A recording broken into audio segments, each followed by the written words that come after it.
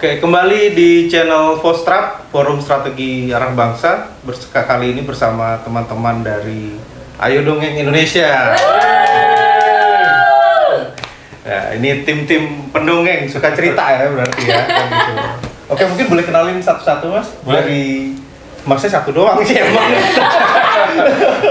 Waduh, Iya. saya Widi, Nggak?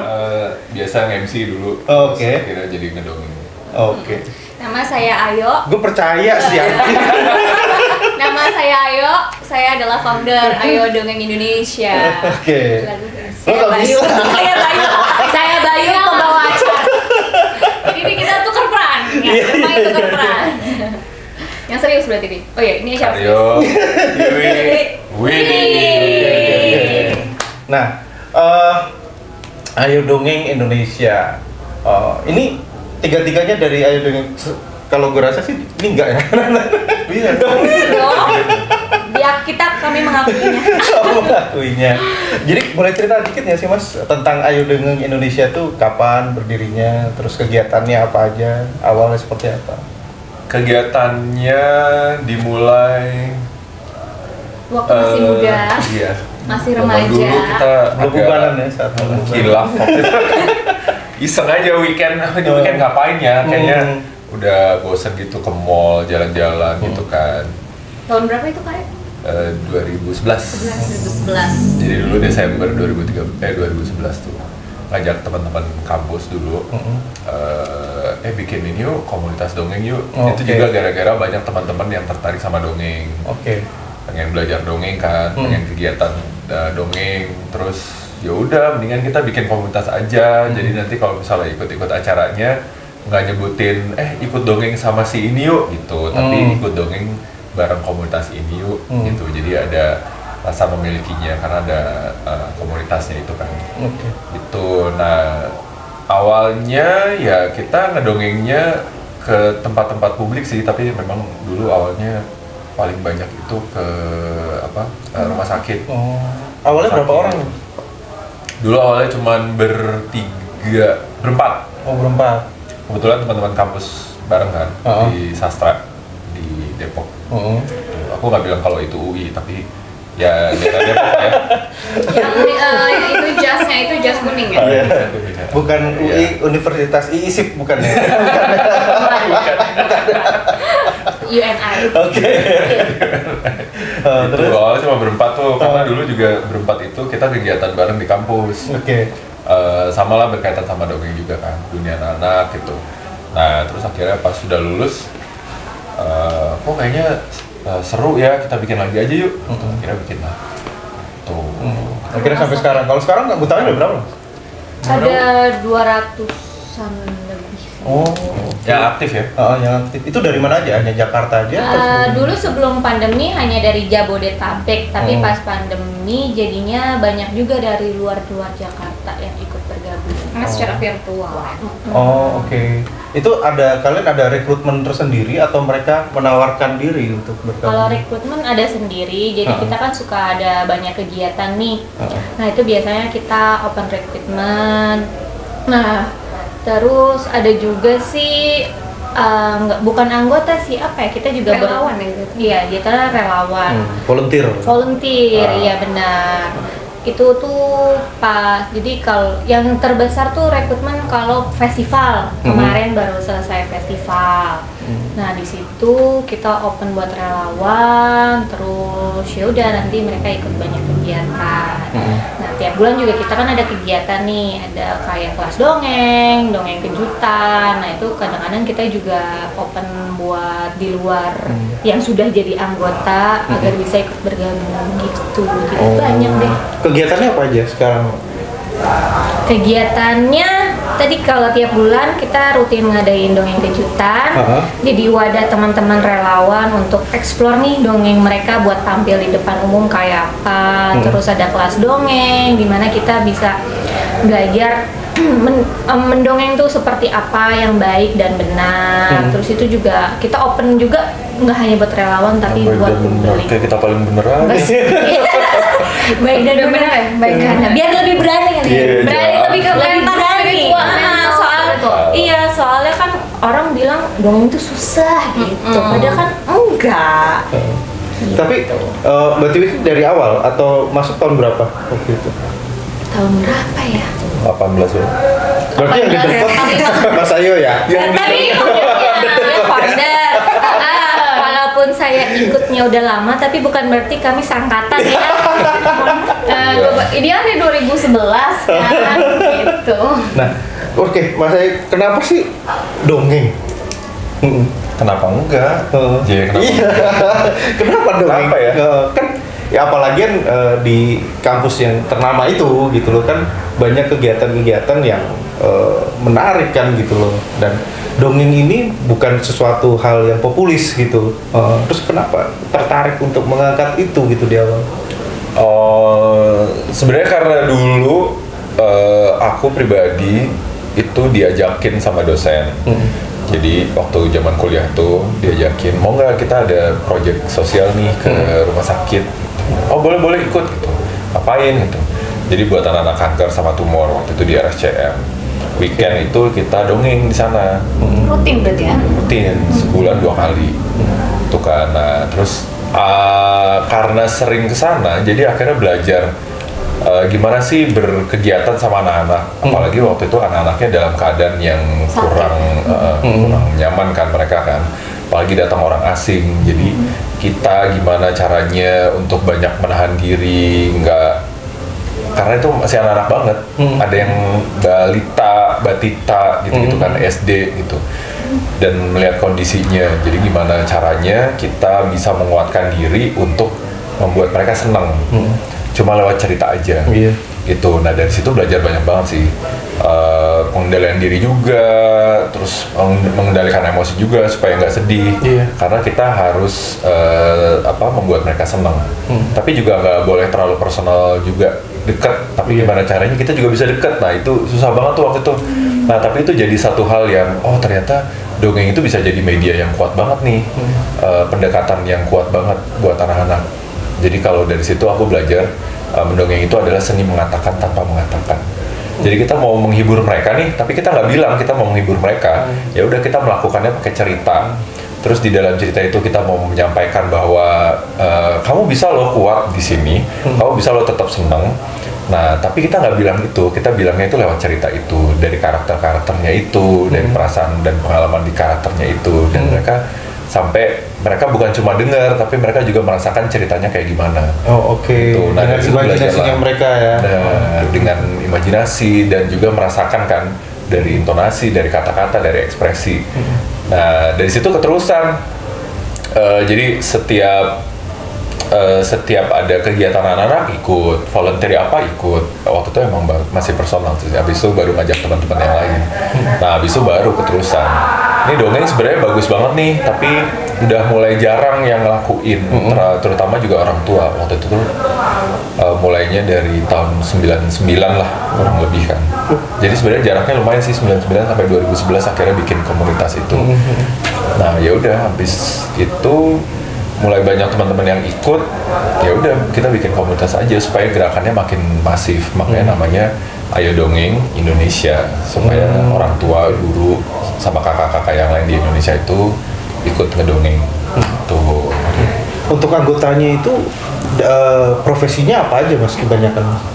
Nah, banyak sih profesinya. Beragam sih, ada yang guru, ada yang mahasiswa, ada yang anak sekolah, ibu rumah tangga, presenter, bintang sinetron. Tidak terpatok dengan umur, kita nggak usah ngomong.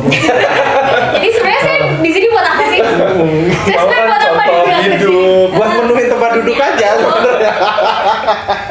Macam-macam. Karena kita nggak ngedorong mereka untuk jadi pendongeng profesional, tapi kita ngedorong mereka untuk senang mendongeng. Untuk di rumah pribadi, untuk aktivitas sosialnya bareng komunitas, atau juga ada banyak yang guru juga kan. Ada banyak yang guru, ada banyak yang di dunia pendidikan. Jadi ya kita nggak manfaatnya juga ya. Iya, supaya mereka juga secara personal ada manfaatnya, tapi juga secara komunitas juga ada manfaatnya. Tapi kita juga nggak mendorong mereka untuk bisa mendongeng sebenarnya untuk gabung atau harus mendongeng, karena banyak juga teman-teman kita yang nggak ngedongeng. Aku di belakang aja deh gitu. Jadi panitia cuma senang aja dengan yang penting ikut dalam kegiatan itu gitu ya. Karena senang dengan tujuannya apa. Jadi bela-belain ini sampai ada tuh si Mamski kan dari Jogja juga ada. Oke. Nah, terus kalau Mbak Tiwi sama siapa nama lo? Nama saya Widinanda, usia saya. Iya. Nah, apa namanya Kak Tiwi sama Kak Widi nih? Apa sih yang membuat kalian untuk tertarik gitu loh? Akhirnya ikut apa ya? Ikut mendongeng. Awalnya gimana dan belajarnya seperti apa sebenarnya? Aduh, kalau ditanya nama gue, Kakak Tiwi dulu deh yang memang jadi ketua IOD ya. Oke. Kalau saya kan emang anggota bukan sih dia? Iya. Oh iya. Aku masih berdiri aja.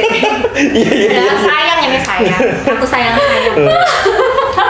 Kalau aku tuh awalnya dulu pas kuliah diajak sama ya senior ini ya. Oh, oke. Kan untuk ngurus taman baca. Terus kok menyenangkan ya lihat anak-anak tuh ketawa, terus tuh dengerin cerita kita, terus kayak makin kesini dari anak-anak yang nggak deket sama kita terus tiba-tiba deket, terus kayak ada keterikatan, terus sama-sama belajar. Aku yang belajar untuk memperbaiki diri yang tadi kayak bilang masalah emosi dan apa, dan mereka belajar hal-hal baru dari cerita-cerita yang kita ceritakan. Terus alhamdulillah ya udah makin sih ketagihan, terus kayak tiba-tiba udah lama juga ya ikut ya. Iya. Akhirnya jadi ketua ya. Ngeri. Jadi gua aja ya dong.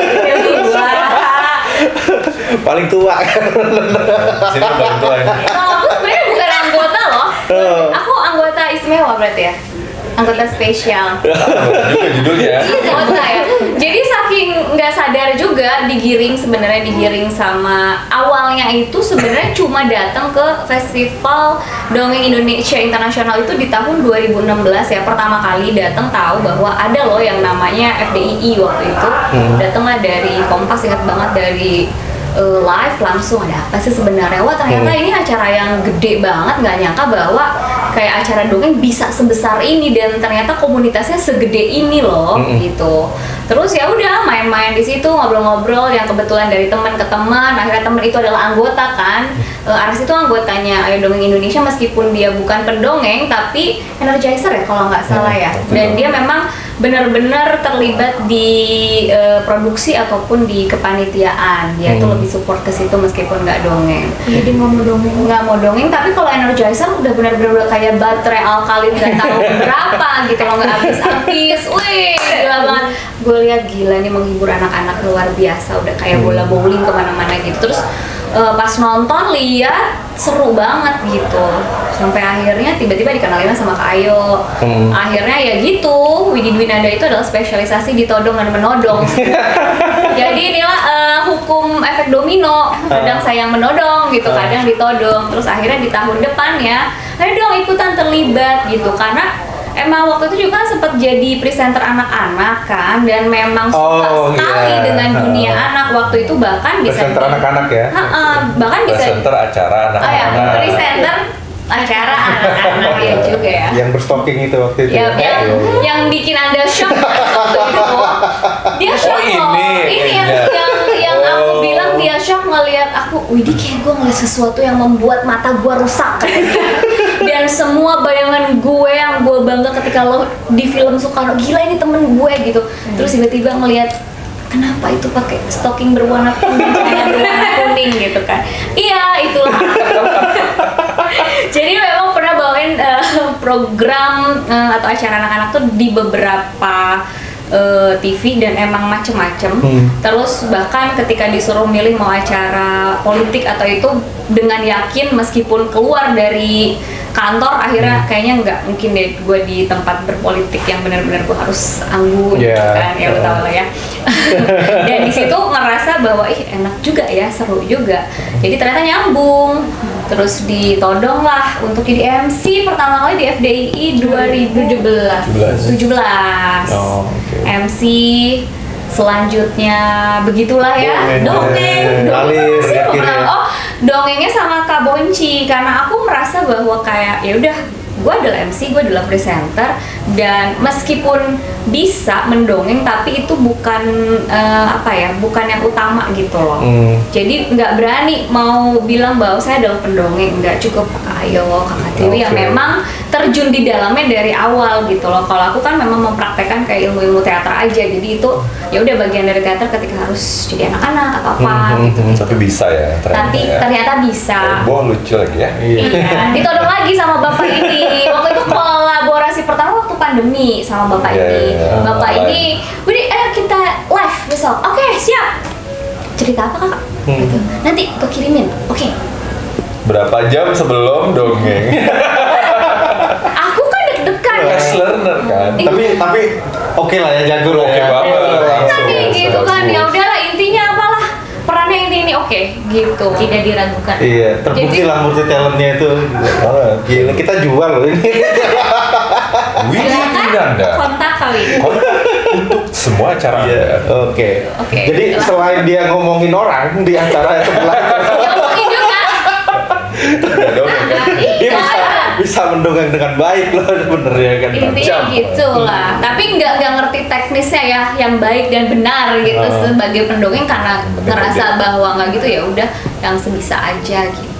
Dikasih peran apa nih Kak, oke kayak kemarin kan ya, oh ya ada perubahan gitu, oke Kak nanti dikirimkan jam 3 pagi. Belum ada nih. Terus emang kita jam berapa ya? Jam 10.30. Baik Kak. Jadi kayak todongannya agak-agak sedikit menjerumuskan, tapi senang kan? Tapi senang. Ketika dipanggil tapi seru lah ya, itu seru sama anak-anak awet muda gitu. Betul banget, saya disangka ABG. Jadi kalau di dongeng itu nggak ada bapak ibu ya, semuanya kakak. Mau udah memutih ataupun berubah itu kakak. Nah, kalau di biasanya itu kalau setiap ada tampil gitu, ceritanya itu apa sih sebenarnya? Cerita yang diambil itu apakah ngambil dari cerita rakyat atau memodifikasi dari cerita yang udah ada atau bikin sendiri gitu, kebanyakan? Tergantung temanya kayaknya. Iya, tergantung tema kebutuhan kan. Tapi kebanyakan memang didorongnya cerita rakyat, ngambil dari cerita rakyat atau cerita-cerita dari penulis Indonesia. Nah, kalau karena teman-teman ini adalah pendongeng, penutur ulang dari ceritanya itu bisa ada disesuaikan dengan cara si masing-masing orang ini bercerita sebenarnya, dan sesuai dengan kebutuhan audiensnya juga. Misalnya anak-anaknya anak kecil-kecil banget gitu, oh iya berarti ditambah-tambahin ada lagu-lagunya, ada nada tertentu di situ gitu, tapi inti ceritanya akan tetap sama gitu. Tapi pilihan ceritanya pasti kita dorong ke cerita rakyat Indonesia, cerita dari Indonesia, terutama yang lebih relate sama anak-anak ya. Yang lebih relate sama anak-anak, benar-benar. Kalau misalnya tahun ini nih Festival Dongeng Internasional Indonesianya itu temanya mite dari timur. Indonesia Timur ya. Jadi kita ngangkat tentang mite-mite itu, mite atau mitos gitu. Nah itu yang kita dorong untuk diperkenalkan.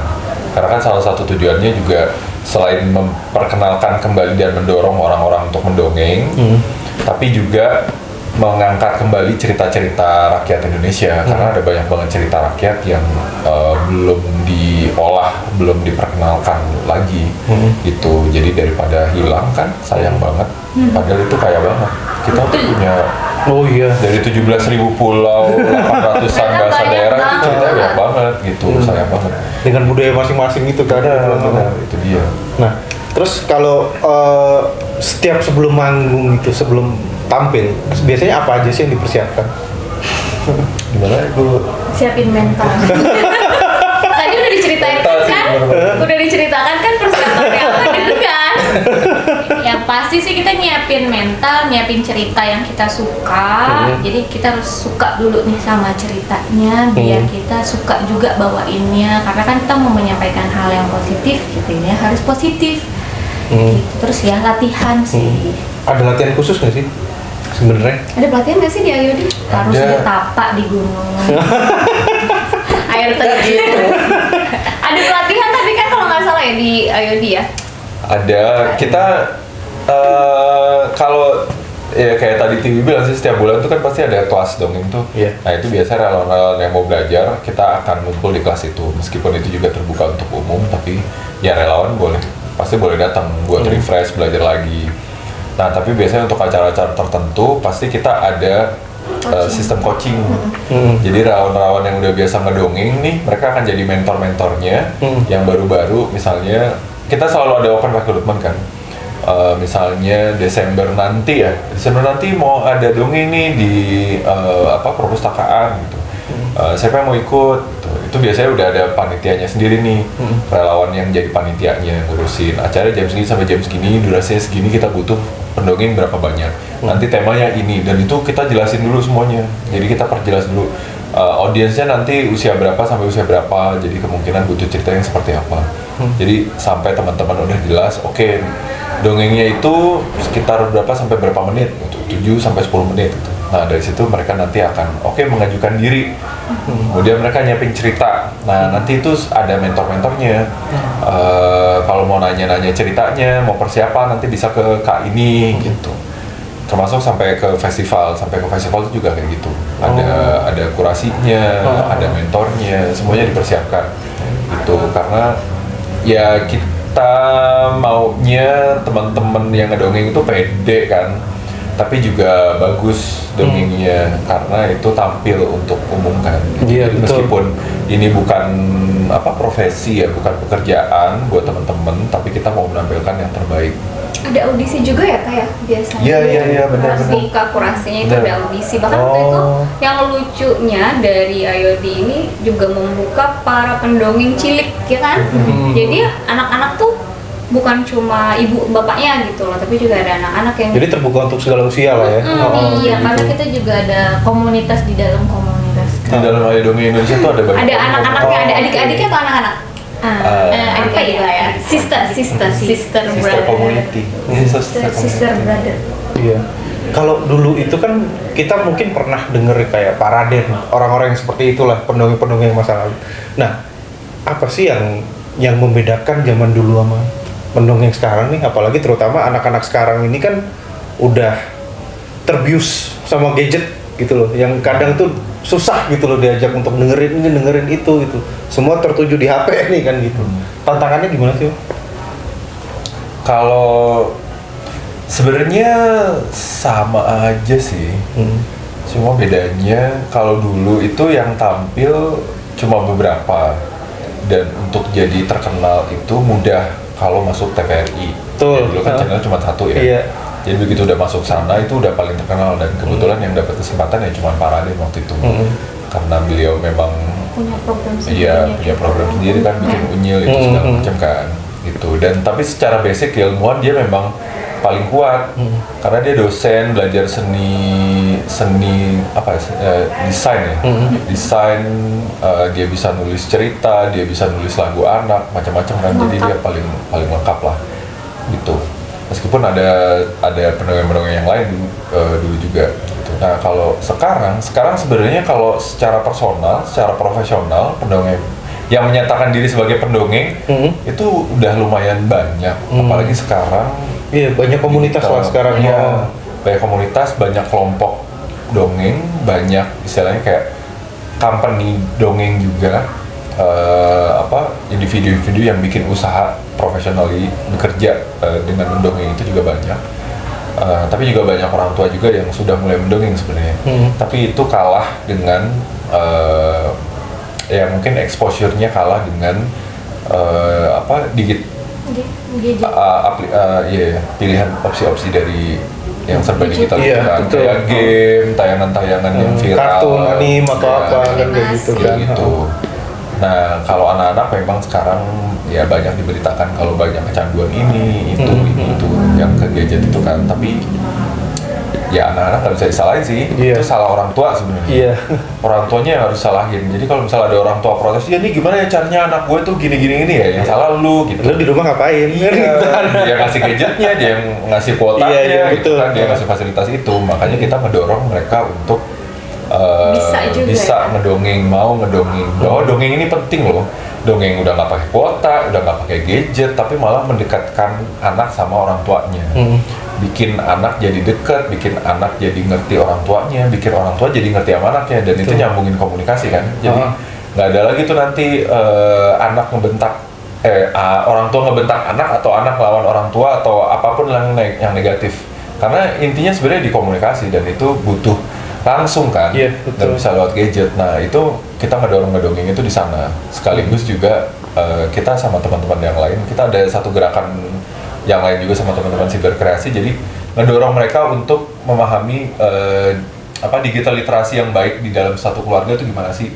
Gitu. Jadi kita banyak ngedorong, ayo dong bikin satu aktivitas di luar gadget. Gitu. Dongeng sebelum tidur, dongeng pas ngantri nunggu kafe lama banget bawain nasi lada hitamnya. Kan bisa dongeng tuh daripada makan malam bareng tapi semuanya megang gadget gitu kan. Gitu. Nah itu sebenarnya kita lebih ngedorong ke sana, ngasih alternatif. Nah terus kan tadi kan udah cerita pernah ngedongeng di rumah sakit juga, terutama kan pasti udah pernah ke beberapa daerah-daerah bencana juga kan gitu loh. Nah apa sih suka dukanya dan yang membedakan ketika itu ada di suatu event bencana dan ada yang ditampil untuk umum biasa aja? Yang festival. Yang festival misalnya kayak gitu. Bedanya kalau di bencana kita kan mau menghibur, lebih ngontrol emosinya sih lebih susah. Karena kan sampai di sana kayak kita kan pasti sedih, cuman kita mau menghibur tapi kita nggak boleh sedih. Trauma healing kan itu kan. Itu sih yang kayak, harus gimana ya gitu. Nah, tapi katanya dengar-dengar tuh pendongeng itu, apalagi lalu dengan posisi mungkin di rumah sakit atau di tempat bencana, tidak boleh terlalu, katanya tidak boleh dekat secara emosional. Kata itu benar nggak sih? Benar. Kalau disebut trauma healing bisa, tapi itu cuma langkah awal aja. Sebenarnya nggak bisa dibilang trauma healing beneran, karena penanganannya itu mesti lengkap banget. Butuh psikolog yang ngerti banget, yang observing assessment dulu ini segala macam, dan memahami setiap individu, karena setiap anak pasti akan mengalami kejadian trauma yang beda-beda kan. Nah kalau pendongeng datang terus aku mau trauma healing ini, ya bisa, tapi bukan cuma dongeng aja. Masih panjang banget gitu. Nggak segampang itu. Kayak pemanasannya berarti ya. Jadi bukan cuma dongeng terus sudah selesai, aku barusan trauma healing langsung aku ceria lagi. Ketawa iya, tapi kan yang cuma saat itu karena mendengarkan dongeng kan. Anak-anak itu kan mereka nggak bisa mengungkapkan perasaannya secara langsung kan. Nah kalau orang dewasa mungkin bisa. Nah tapi kalau anak-anak ya mereka mudah shifting emosi gitu loh. Jadi mereka ngikutin perasaan pada saat itu. Kalau ada yang sedih ya itu akan disimpan nih. Tapi kemudian ada yang datang menghibur ya mereka akan ketawa. Tapi yang ini masih kependam, belum dikeluarin. Nah makanya prosesnya itu cukup panjang buat trauma healing atau trauma coping atau apalah namanya. Jadi harus didampingin psikolog, harus ada proses lanjutan yang cukup panjang. Itu, dan setiap orang tuh penanganannya beda-beda. Nah benar banget, tapi juga memang biasanya kalau ke teman-teman yang mau datang ke kegiatan untuk trauma healing itu pasca bencana, pesannya yaitu jangan terlalu dekat secara personal, tapi selalu usahakan untuk bisa dekat juga gitu. Tapi itu semata-mata untuk membuat anak-anak merasa nyaman, mau ikut kegiatan, tapi mereka tidak bergantung sepenuhnya ke kita secara personal itu perasaannya, gitu. Karena kan kita nggak tahu nih apa rasa yang dialamin sama anak itu atau perasaan kehilangannya. Jadi kalau misalnya dia terlalu dekat sama si relawan yang datang, dan relawan itu kan nggak bisa stay lama. Nah nanti ketika dia pergi akan ada lagi kehilangan baru. Jadi trust untuk orang lainnya itu yang akan susah. Jadi luka baru ya jadinya ya. Jadi ada trauma baru. Nah itu yang harus hati-hati. Makanya biasanya kalau sama teman-teman, kalau di IOD ya biasanya kita akan ada bagi dua. Ada teman-teman relawan yang akan kegiatan ke anak-anak langsung, intervensi sosial langsung. Tapi juga ada teman-teman relawan yang nanti akan ngobrol-ngobrol sama orang-orang tuanya, orang-orang dewasanya, sama remajanya. Di situ kita transfer knowledge, nanti kegiatannya gini, nanti begini, ayo ikut langsung, ini gini. Jadi nanti ketika pergi nih, nah udah mereka ini ya bisa backup gitu. Continuity-nya adalah kan dari situ. Gitu. Oke. Kita udah ada beberapa project dongeng yang jadi misalnya teman-teman di Amerika itu mereka ada namanya National Storytelling Network. Itu satu asosiasi paling tua dan paling besar di Amerika yang terkait sama storytelling. Nah, mereka ya pas pandemi ngundang nih teman-teman di Asia dan kepilihlah di Indonesia.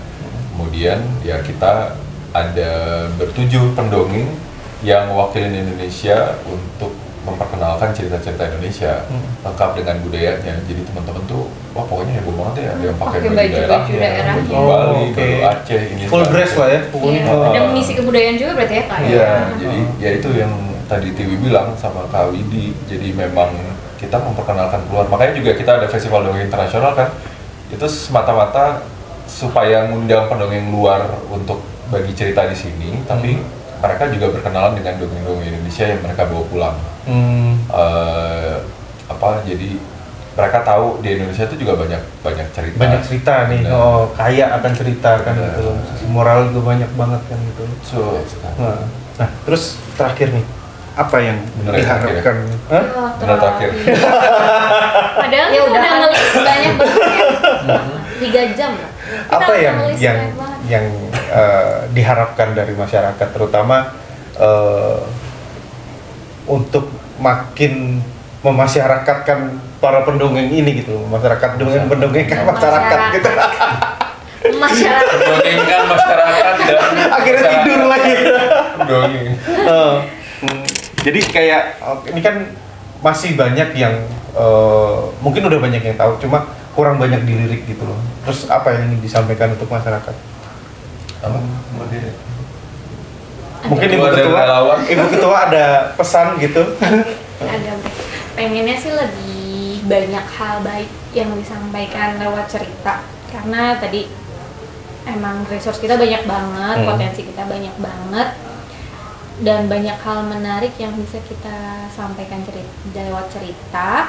Karena kita nggak tahu cerita ini dibutuhkan oleh siapa tahu cerita kita bisa mengubah hidup orang lain. Oke. Kalau buat aku dongeng itu sebenarnya nggak usah jauh-jauh di luar dari kita gitu, di luar rumah.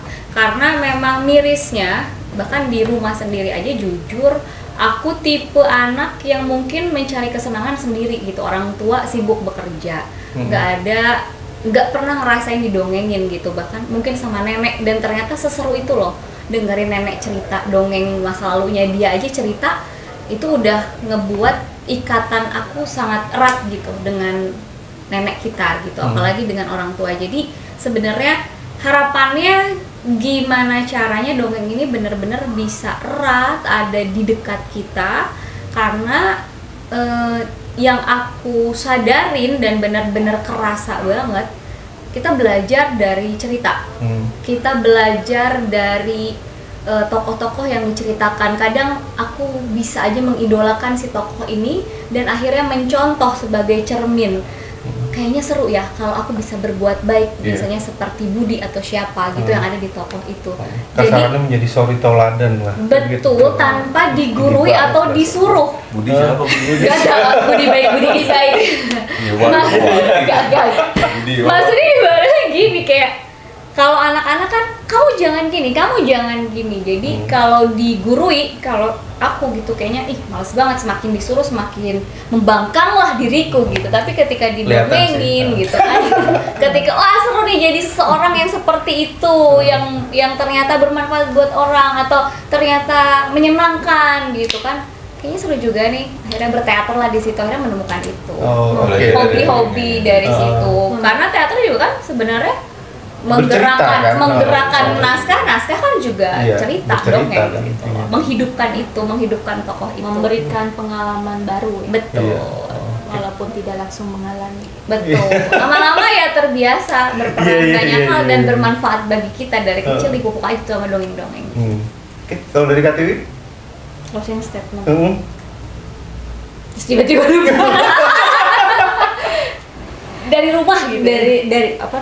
Maksudnya rumah, di lingkungan rumah. Di lingkungan. Gak usah jauh-jauh dulu, harapan bangsa gitu. Enggak lah, itu berat banget. Berat banget hidup kita. Berat kita banget aja dulu, ya kan? Iya, harapan aku sih ya semoga lewat dongeng kita bisa melatih diri kita menjadi lebih baik, karena dongeng kan belajar tanpa menggurui, memberikan pengalaman baru walaupun kita tidak mengalami, bisa juga melatih karakteristik kita, mental kita, problem solving kita untuk menjadi pribadi yang lebih baik.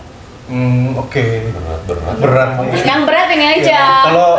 Kalau ini kan jadi dongeng sebenarnya bermanfaat untuk diri kita sendiri, akhirnya ditularkan kepada orang lain. Pelatihan diri kita sendiri gitu loh. Karena ini menyenangkan, kami mau membagikan kepada memberikan orang lain. energi bukan negatif gitu, energi positif gitu. Iya. Kalau dari Kayu sendiri? Ya kan? Kalau ini kan lebih banyak visi misi yang luar biasa, bahkan kayak ada kayak ini mau bikin ini program-program internasional. Nah, ini bapak ini yang punya kita skala kecil aja dulu. Saya skala todongan. Gimana Kayu? Kalau aku sih lebih ya simple juga sih, karena seneng cerita, terus jadi akhirnya keterusan melakukan sesuatu dengan sesuatu yang disukai itu, yang disenangi itu. Jadi mungkin ya mendorong dan mengajak teman-teman untuk juga kalau mau melakukan sesuatu nggak usah jauh-jauh juga dari apa yang kita suka, meskipun itu kelihatannya sepele, sederhana, tapi kalau misalnya itu ditekunin itu ternyata bisa jadi besar dan bisa berdampak besar juga. Itu sesederhana misalnya kalau tadi ditanya tentang nasionalisme, ternyata kalau ditelisik, dicari-cari lagi dari dongeng itu juga ada tentang itu. Syarat dengan nilai-nilai itu ya. Ketika kita ngangkat banyak cerita rakyat, itu juga sebenarnya memperkenalkan ke anak-anak tentang cerita-cerita kedaerahan, membuat mereka lebih mengenal identitas daerahnya juga. Yang which is itu adalah ya mereka jadi Nusantara di Indonesia ini kan, maksudnya mengenal di Indonesia itu ragam kekayaan budayanya itu banyak banget ya, dan itu membuat mereka memiliki identitas bangsanya jadi makin kuat kan. Jangan sampai tiba-tiba diklaim si negara ini mau mendaftarkan ini ke PBB gitu. Apaan tuh gitu. Tapi kalau semakin banyak diceritakan, mereka jadi tahu budayanya apa aja kan. Ada loyalitas. Iya, nasionalismenya tumbuh kan. Itu kan budaya kita gitu. Kenapa ini begini? Jadi akhirnya bergeraklah sama-sama. Netizen Indonesia kan kuat banget kan kalau misalnya nasionalis. Luar biasa. Ganggu. Mulai deh gitu. Nah, sebenarnya itu dari cerita. Kau ganggu Indonesiaku. Awas loh. Siap-siap. Menarik. Oke. Kalau mau gabung ada di apa aja? Di Instagramnya? Instagramnya ada di sini. Nanti ada apa lagi selain Instagram? @ayodongeng_ind. Ada YouTube channelnya. YouTube-nya di sini. The Nest juga tuh ada. Oke. Dongeng Indonesia.